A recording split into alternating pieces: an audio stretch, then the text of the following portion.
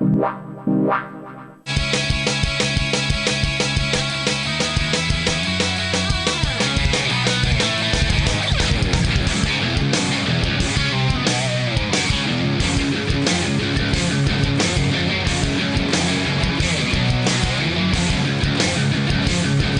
national cross-country bike racing action is proudly brought to you by Pepson Plastics, in association with Yamaha and KTM.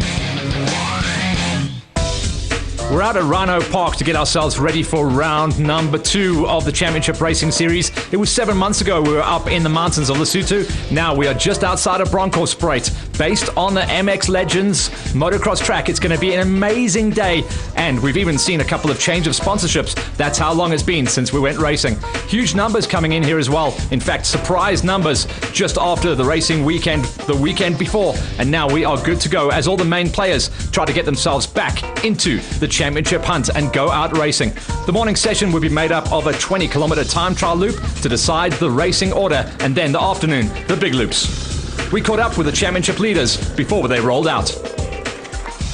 Lesotho was all about one man, Charon Moore, at the top of the charts in the OR1s. Yeah, it's crazy to think 6 months ago was the last time we had a national. It was my hometown of Lesotho, my first ever national win. One of the most awesome experiences of my life to finally tick that box. And through that, all of this has happened. You know, I got the call up from Francisco to ride for the Brother Leadertred KTM team, and it's an absolute privilege and honor to be here, and I'm just so looking forward to it. For the OR2s coming out of the mountains was the multi-talented rider Brett Swanepoel. He should be an odds-on favourite today here once again. Definitely coming here excited. I've been putting in a lot of work, so yeah, just looking forward to a good day. It looks like an awesome event, great venue. So for me, it's my first time racing here, so really excited to get things going. And in the OR3s, Brad Cox in the mountains was on another level. Yeah, we're just good to be back, eh? Thank you to MSA for being able to pull this off, and to the organisers, you know. But yeah, we're happy to be back off this long break and yeah, these strange times. But yeah, first round went great. I mean, we came in fully prepared and yeah, managed to take the win, and you know, nice to run up front on the small ball bike. So you know, this is kind of like a new season again. It's 2022.0 kind of thing. So same plan. I've had a really good. You know, I didn't really take any days off during this whole coronavirus break that we've had. So yeah, I'm ready to get out there. I think we've waited long enough, and yeah, just excited to go. And championship leader in the high school 125s coming into this round, Dylan Cox. Yeah, it's been a long time without racing. Lots of time to prepare. Yeah, but I'm stoked to be back racing, and I can't wait for it. Lesotho was actually my first ever off-road. I don't know what to expect coming into it, but the track really suited me. It wasn't too fast, it was quite technical, and that kind of suited my riding style. So yeah, I don't know, I just ended up fast on the day. And up in Lesotho, Wade Blau started his championship charge for the seniors. Yeah, Lesotho, it was actually it was a little bit tighter than what I expected it to be, and then obviously the weather played a big part, you know, when it started raining. But yeah, we got a top 10 there and first in class, so you know, that's what we're going for. So hopefully this race we can do something the same. And never raced here before, and I see it hasn't rained here in a while, but yeah, we're all in the same boat, so let's see what happens. And in the Masters, the big story up in Lesotho, Wayne Farmer started the season on his smoker. Now he's going to be rolling across onto the big 450. Yeah, good to be back and all the rest. And yeah, leading the Master Champions. Obviously, we've only had one national event and I won that, so we're in front, which is cool. Big change up is, yeah, after 30 years on a 2-stroke, we've upped it for the 4-stroke. So it's a big learning curve at the moment. We had our first GXCC last week and yeah, not quite there. Very different riding, but yeah, at my age, we need some new challenges in life. And yeah, let's see what we can do on the 450 today. Time trial was going to be all important. At this time of year, just outside of Bronkhorstspruit, super dusty. A 45-minute open session, and strategy came into play nice and early for the 20k run. The clock of the course, Lloydie Brown, was out there just making sure everyone was playing the game. GXCC were running the event, and the riders were locked and loaded and good to go. Timekeepers, this was their time to shine, as Charon Moore, the championship leader, now running in the factory KTM colours, would open up the account. Taki Bajodges went out next, and we went on board with him to check out how things were looking. The early part of the course was very motocross oriented. Remember, we were pitting just outside of the MX Legends track, so the early stages were for the motocross kids to get themselves nice and loose, and then you went out into some very tight and slow sections before the end of the course was extremely throttle cable stretching fast. Taki showing us how it all runs, and Kenny back to what he says is almost full fitness was going to be the rider to watch out for. Very much in the early part of the season, nursing his injuries. Lockdown would have been good for him. A lot of resting time, a lot of rehab, and everyone was watching Kenny to see what he could do on his big comeback. Brett Swanepoel was one of the next riders out of the gate to go and see what he could do, and was a huge threat going out into the OR2s. And the big man, Ian Pepper himself, racing in the Masters, who had a challenging time in Lesotho, was really looking forward to a track that was almost custom made for him. For Brett Swanepoel and the rest of the riders going out, they said the feedback was good, but you can see from the haze that the cameras are picking up. Dust was going to be the story of the day.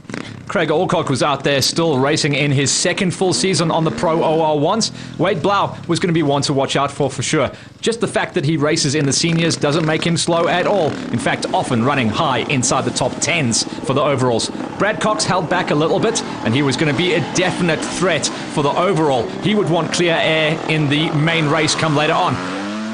And the 250 was going to be on the pipe once again. He was custom made for the track out here at Legends. Jason Fenton was also a rider to watch out for, but he has suffered some mechanicals in the early part of the season. He would want to at least get himself into a top 10 lockdown. For Brad Cox, it was just all show, as the big smile was definitely on his dial going out into the track. He was going to be under threat though on the season, as Dav Cocker was absolutely ripping it as well, now getting picked up by the Pepson squad. And for the high schools, Matty Wilson looked like he was going to be the big threat. Didn't enjoy taking that beating out in Lesotho from Cox. And then in the seniors, an unknown factor, the return of Dion Du Toit getting picked up by the CIT squad. He was going to be a big threat to Blau, certainly on a track like this. Back on board with Taki showing us some of the different sections. We were on board earlier for the motocross, and this was the more flatland sections. He said after the post-race interview, he did get into the dust, and the dust up the road was getting kicked up by the big 450 factory KTM of Charon Moore. On board with Taki as he wrestled it all the way to the line. This was Kenny getting a big high five from the timekeepers to make sure that he was locked and loaded. His time was in the can, and this would decide the starting order for the main race, the all-important dust gap. Everyone wanted clear air to be able to run and hide. The 350s were running good out at Bronchies. So the time trial went well. It was a 20k loop. Kyle and the team and the GXCC team put on an amazing track for us so far. It's very tight. We started on the motocross track, then we winded into the trees, and then we finished just here in the fields. You know, it was like a lot of twisty turnies, so I don't think it's going to be any mealy fields today. But yeah, well done to the guys, and I'm just glad to be back racing again. In the fight once again for the OR2s, Taki was back on form. We caught up with him. So a very dusty time trial right behind Charon, but kept it together. A few places was, yes, in the forest, the dust was just hanging the whole way and it was totally blind. So hopefully there's a bit of a gap when we get going with the racing, and the seating order is quite nice so that we can get a good race in. I'm hoping I didn't lose too much time in dust and can finish the race strong. With the early part of the day wrapped up in a bow and the final senior national races coming into play, the track was clear and it was time to get ready for the juniors. The juniors would be going out onto the exact same loop that was used for the morning session, and this time it wasn't for time trial, this was for racing results. 20 Ks of racing and everyone going out and chasing it. The man to beat in the 85s has been Kurbis Bester, and the man on the 65s has been Brandon Clark. They were going to be early gate picks and going out with the rest doing the chasing battle. Good to see little Mackenzie doing the chase down as well, and we went into the forest to see some of the more technical areas where the kids were going to be racing. Bit of motocross, bit of forest, bit of flatland, and plenty of fun. Nothing too nasty to catch the kids out. It was all about finding the flow. Little Nicole Duplessis was doing a good job out there as well, as she actually attended her first ever national, but there was no beating Baby Bester. The J212 rider was absolutely on rails. It was decided to see who was going to take the win in the little 65s, who's become a very strong gate as well, as one or two of the riders figured things out. Remember, follow the orange. If you go wrong, it's green. And the riders know that. They turn back around and follow the orange, keeping it on the left and play on. One position lost.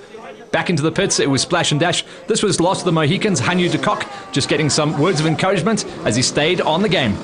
With the kids having a pit stop, we'll take one as well. We'll catch you all up after the break.